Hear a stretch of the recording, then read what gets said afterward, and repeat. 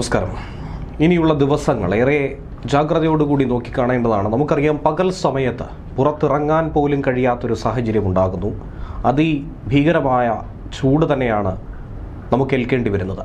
പകൽ സമയത്ത് പുറത്തിറങ്ങുമ്പോഴുള്ള ജാഗ്രതാ നിർദ്ദേശങ്ങളടക്കം പങ്കുവച്ചിരിക്കുന്ന ഒരു സാഹചര്യത്തിൽ ഇനിയുള്ള ദിവസങ്ങൾ ആശ്വാസകരമായിരിക്കുമെന്ന സൂചന കൂടിയാണ് കിട്ടുന്നത്.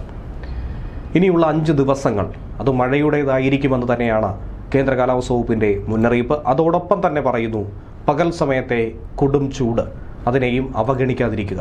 ഒരേ സമയം 2 ജാഗ്രതാ നിർദ്ദേശങ്ങൾ. കേരളത്തിൽ ഒറ്റപ്പെട്ട ഇടങ്ങളിൽ നാളെയും തിങ്കളാഴ്ചയുമൊക്കെ ഇടിമിന്നലോടുകൂടിയ മഴയ്ക്ക് സാധ്യതയുണ്ടെന്നാണ് ഈ മുന്നറിയിപ്പിൽ പറയുന്നത്. ഇനി വരാനിരിക്കുന്ന 3 മണിക്കൂറിൽ കേരളത്തിൽ എറണാകുളം, തൃശൂർ, കോഴിക്കോട് ജില്ലകളിലായിരിക്കും ഒറ്റപ്പെട്ട ഇടങ്ങളിൽ ഇടിമിന്നലോട് കൂടിയ നേരിയ ഇടത്തരം മഴയ്ക്കും അതുപോലെ തന്നെ 40 കിലോമീറ്ററോളം വേഗതയിൽ അതിശക്തമായ കാറ്റിനും സാധ്യതയുണ്ടെന്ന് കേന്ദ്ര കാലാവസ്ഥാ വകുപ്പ് പറയുന്നത്. ഇന്ന് കേരള, കർണാടക, ലക്ഷദ്വീപ് തീരങ്ങളിൽ മത്സ്യബന്ധനത്തിനുള്ള വിലക്ക് പ്രഖ്യാപിച്ചിട്ടില്ല. അതേസമയം സംസ്ഥാനത്ത് പൊതുവെ ചൂട് വർദ്ധിച്ചു വരുന്ന സാഹചര്യത്തിൽ പൊതുജനങ്ങൾക്ക് വേണ്ടി സംസ്ഥാന ദുരന്ത നിവാരണ അതോറിറ്റി പ്രത്യേകമായ ജാഗ്രതാ നിർദ്ദേശങ്ങൾ പങ്കുവച്ചിട്ടുണ്ട്. കേരളത്തിൽ കഴിഞ്ഞ 24 മണിക്കൂറിൽ രേഖപ്പെടുത്തിയിട്ടുള്ള ഏറ്റവും ഉയർന്ന അൾട്രാ വയലറ്റ് സൂചിക, അതായത് തുടർച്ചയായി കൂടുതൽ സമയം അൾട്രാ വയലറ്റ് രശ്മികൾ ശരീരത്തിലേൽക്കുന്നത് സൂര്യാതാപത്തിനും ത്വക്ക് രോഗങ്ങൾക്കും നേത്രരോഗങ്ങൾക്കും മറ്റ് ആരോഗ്യ പ്രശ്നങ്ങൾക്കും അത് കാരണമായേക്കും. പൊതുജനങ്ങൾ സുരക്ഷാ മുൻകരുതലുകൾ സ്വീകരിക്കുക. പകൽ 10 മണി മുതൽ 3 മണി വരെയുള്ള സമയങ്ങളിൽ ഉയർന്ന അൾട്രാ വയലറ്റ് സൂചിക രേഖപ്പെടുത്തുന്നുണ്ട്. അതുകൊണ്ട് തന്നെ ആ സമയങ്ങളിൽ കൂടുതൽ നേരം ശരീരത്തിൽ നേരിട്ട് സൂര്യപ്രകാശം ഏൽക്കുന്നത് പരമാവധി ഒഴിവാക്കണം. പുറം ജോലികളിൽ ഏർപ്പെട്ടിരിക്കുന്നവർ, കടലിലും ഉൾനാടൻ മത്സ്യബന്ധനത്തിലുമൊക്കെ ഏർപ്പെടുന്ന മത്സ്യത്തൊഴിലാളികൾ, ജലഗതാഗതത്തിൽ ഏർപ്പെടുന്നവർ, ബൈക്ക് യാത്രക്കാർ, വിനോദസഞ്ചാരികൾ, ചർമ്മരോഗമുള്ളവർ, നേത്രരോഗങ്ങളുള്ളവർ, ക്യാൻസർ രോഗികൾ, മറ്റ് രോഗപ്രതിരോധ ശേഷി കുറഞ്ഞ വിഭാഗങ്ങൾ തുടങ്ങിയവർ പ്രത്യേകം ജാഗ്രത പാലിക്കണം. പകൽ സമയത്ത് പുറത്തേക്ക് ഇറങ്ങുമ്പോൾ തൊപ്പി, കുട, സൺഗ്ലാസ് എന്നിവ ഉപയോഗിക്കാനായി ശ്രമിക്കണം. ശരീരം മുഴുവൻ മറയുന്ന കോട്ടൺ വസ്ത്രങ്ങൾ ഉപയോഗിച്ചാൽ അതായിരിക്കും ഏറ്റവും ഉചിതമായിട്ടുള്ളത്. യാത്രകളിലും മറ്റും ഇടവേളകളിലും തണലിൽ വിശ്രമിക്കാനായി ശ്രമിക്കണം. മലമ്പ്രദേശങ്ങൾ, ഉഷ്ണമേഖലാ പ്രദേശങ്ങൾ എന്നിവിടങ്ങളിൽ പൊതുവെ UV സൂചിക കൂടുതലായിരിക്കും. മേഘങ്ങളില്ലാത്ത തെളിഞ്ഞ ആകാശമാണെങ്കിലും ഉയർന്ന UV സൂചിക ഉണ്ടാകും. അതിനു പുറമെ ജലാശയം, മണൽ തുടങ്ങിയ പ്രതലങ്ങളിൽ അൾട്രാവയലറ്റ് രശ്മികളെ പ്രതിഫലിപ്പിക്കുന്നതുകൊണ്ട് ഇത്തരം മേഖലകളിലും UV സൂചിക ഉയർന്നതായിരിക്കുമെന്നാണ് ജാഗ്രതാ നിർദ്ദേശത്തിൽ പറയുന്നത്. ഇതുകൂടാതെ മഴയോടൊപ്പമുള്ള ഇടിമിന്നൽ ജാഗ്രതാ നിർദ്ദേശങ്ങളും പങ്കുവച്ചിട്ടുണ്ട്. കടൽക്ഷോഭം രൂക്ഷമാകാൻ സാധ്യതയുള്ളതുകൊണ്ട് അപകട മേഖലകളിൽ നിന്നും അധികൃതരുടെ നിർദ്ദേശാനുസരണം മാറി താമസിക്കണം. ചെറിയ വള്ളങ്ങളും ബോട്ടുകളും കടലിലേക്ക് ഇറക്കുന്നത് ഈ സമയത്ത് ഒഴിവാക്കുകയും വേണം. കടലാക്രമണത്തിന് സാധ്യതയുള്ളതുകൊണ്ട് തന്നെ മത്സ്യത്തൊഴിലാളികളും തീരദേശവാസികളും ജാഗ്രത പാലിക്കാനുള്ള മുന്നറിയിപ്പ് നൽകിയിട്ടുണ്ട്. അധികൃതരുടെ നിർദ്ദേശാനുസരണം കടൽക്ഷോഭം രൂക്ഷമാകാൻ സാധ്യതയുള്ള മേഖലകളിൽ നിന്നും ജനങ്ങൾ മാറി താമസിക്കണം. ചെറിയ വള്ളങ്ങളും ബോട്ടുകളും കടലിലേക്ക് ഇറക്കുന്നത് ഈ സമയത്ത് ഒഴിവാക്കണം. കള്ളക്കടൽ പ്രതിഭാസത്തിനും ഉയർന്ന തിരമാലയ്ക്കും സാധ്യതയുള്ള ഘട്ടത്തിൽ കടലിലേക്ക് മത്സ്യബന്ധന യാനങ്ങൾ ഇറക്കുന്നത് പോലെ തന്നെ അപകടകരമാണ് അവ കരയ്ക്ക് അടുപ്പിക്കുന്നത്.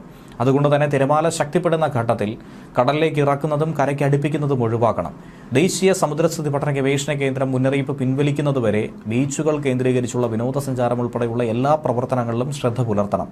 മത്സ്യബന്ധന യാനങ്ങൾ, അതായത് ബോട്ട്, വള്ളം മുതലായവ ഹാർബറിൽ സുരക്ഷിതമായി തന്നെ കെട്ടിയിട്ട് സൂക്ഷിക്കണം. വള്ളങ്ങൾ തമ്മിൽ സുരക്ഷിത അകലം പാലിക്കുന്നത് കൂട്ടിയിടിച്ചുള്ള അപകട സാധ്യത ഒഴിവാക്കും. മത്സ്യബന്ധന ഉപകരണങ്ങളുടെ സുരക്ഷയും ഉറപ്പാക്കണം. ബീച്ചിലേക്കുള്ള യാത്രകളും കടലിലിറങ്ങിയുള്ള വിനോദങ്ങളും പൂർണ്ണമായും ഒഴിവാക്കണം. തീരശോഷണത്തിന് സാധ്യത ഉള്ളതുകൊണ്ട് തന്നെ പ്രത്യേകം ജാഗ്രത പുലർത്തണം. ഒപ്പം ഇടിമിന്നൽ ജാഗ്രതാ നിർദ്ദേശങ്ങളും നൽകിയിട്ടുണ്ട്. ഇടിമിന്നൽ അപകടകാരികളാണ്. അവ മനുഷ്യൻ്റെയും മൃഗങ്ങളുടെയും ജീവനും വൈദ്യുത ആശയവിനിമയ ശൃംഖലകൾക്കും വൈദ്യുത ചാലകങ്ങളുമായി ബന്ധിപ്പിച്ചിട്ടുള്ള വീട്ടുപകരണങ്ങൾക്കും വലിയ നാശനഷ്ടം സൃഷ്ടിക്കും. അതുകൊണ്ട് തന്നെ പൊതുജനങ്ങൾ മുൻകരുതൽ നടപടികൾ കാർമേഘം കണ്ടു തുടങ്ങുന്ന സമയം മുതൽ തന്നെ സ്വീകരിക്കേണ്ടതാണ്. ഇടിമിന്നൽ എപ്പോഴും ദൃശ്യമാകണമെന്നില്ല. അതുകൊണ്ട് തന്നെ ഇത്തരം മുൻകരുതൽ നടപടികൾ സ്വീകരിക്കുന്നതിൽ നിന്നും ഒരു കാരണവശാലും വിട്ടു നിൽക്കരുത്. ഇടിമിന്നലിൻ്റെ ആദ്യ ലക്ഷണം കണ്ടു കഴിഞ്ഞാൽ ഉടൻ തന്നെ സുരക്ഷിതമായ കെട്ടിടത്തിനുള്ളിലേക്ക് മാറണം. തുറസായ സ്ഥലങ്ങളിൽ തുടരുന്നത് ഇടിമിന്നലേൽക്കാനുള്ള സാധ്യത വർദ്ധിപ്പിക്കും. ശക്തമായ കാറ്റിനും ഇടിമിന്നലിനും സാധ്യതയുള്ള ഘട്ടത്തിൽ ജനലും വാതിലും അടച്ചിടണം. വാതിലിനും ജനലിനും അടുത്ത് നിൽക്കാതെ ഇരിക്കണം. കെട്ടിടത്തിനകത്ത് തന്നെ ഇരിക്കുക. പരമാവധി ഭിത്തിയിലോ തറയിലോ സ്പർശിക്കാതിരിക്കാൻ ശ്രമിക്കുകയും ചെയ്യണം.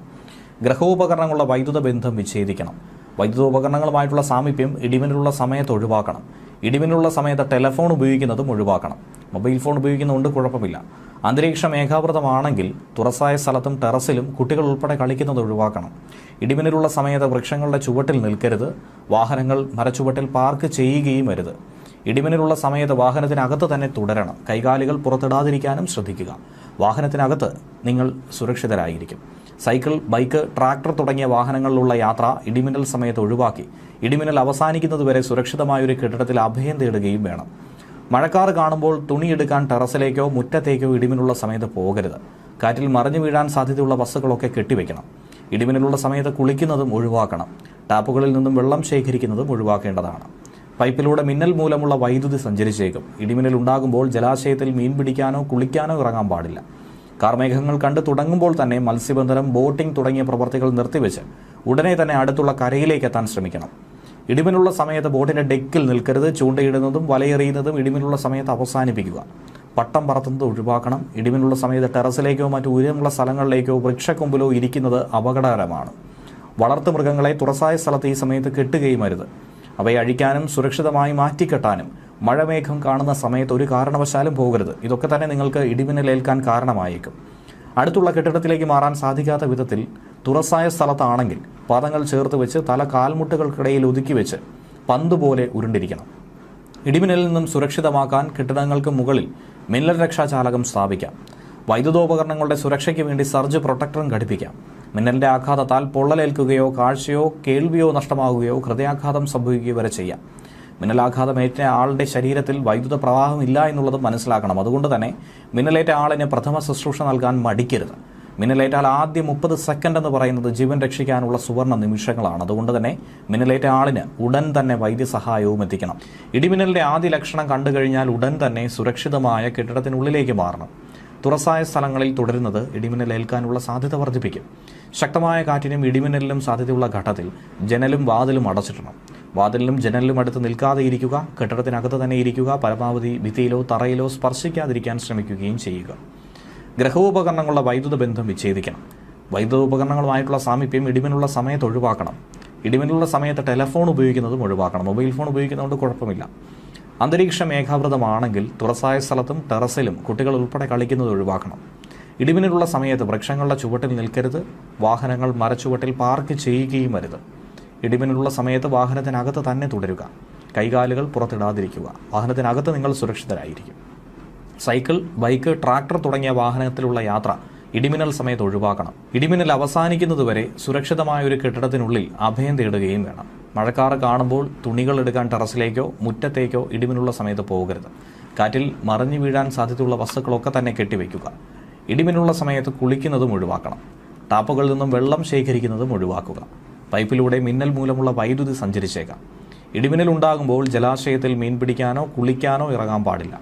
കാർമേഘങ്ങൾ കണ്ടു തുടങ്ങുമ്പോൾ തന്നെ മത്സ്യബന്ധനം, ബോട്ടിംഗ് തുടങ്ങിയ പ്രവർത്തികൾ നിർത്തിവെച്ച് ഉടനെ തന്നെ അടുത്തുള്ള കരയിലേക്ക് എത്താൻ ശ്രമിക്കണം. അതിനിടയിൽ തന്നെ വേനൽ മഴയിൽ ചെറിയൊരു ആശ്വാസം ലഭിക്കുന്നതിനിടയിൽ തന്നെ സംസ്ഥാനത്ത് പകൽ ചൂട് ഉയർന്നു തന്നെ നിൽക്കും. ഉയർന്ന താപനില മുന്നറിയിപ്പ് കാരണം കേരളത്തിലെ 12 ജില്ലകളിലാണ് യെല്ലോ അലർട്ട് പ്രഖ്യാപിച്ചിരിക്കുന്നത്. ഇടുക്കി, വയനാട് ജില്ലകൾ ഒഴികെ മറ്റെല്ലാ ജില്ലകളിലും യെല്ലോ അലർട്ട് പ്രഖ്യാപിച്ചിട്ടുണ്ട്. ഉയർന്ന താപനില പാലക്കാട് ജില്ലയിൽ 37 ഡിഗ്രി സെൽഷ്യസ് വരെയും അലർട്ട് പ്രഖ്യാപിച്ചിരിക്കുന്ന മറ്റു ജില്ലകളിൽ 36 ഡിഗ്രി സെൽഷ്യസ് വരെയും ഉയരാൻ സാധ്യതയുണ്ടെന്നാണ് കേന്ദ്ര കാലാവസ്ഥാ വകുപ്പ് അറിയിച്ചിരിക്കുന്നത്. ഇതോടൊപ്പം വെയിലിനൊപ്പം എത്തുന്ന തരംഗ ദൈർഘ്യം കുറഞ്ഞ വികിരണമാണ് UV. ഇതും അപകടകാരികളാണ്.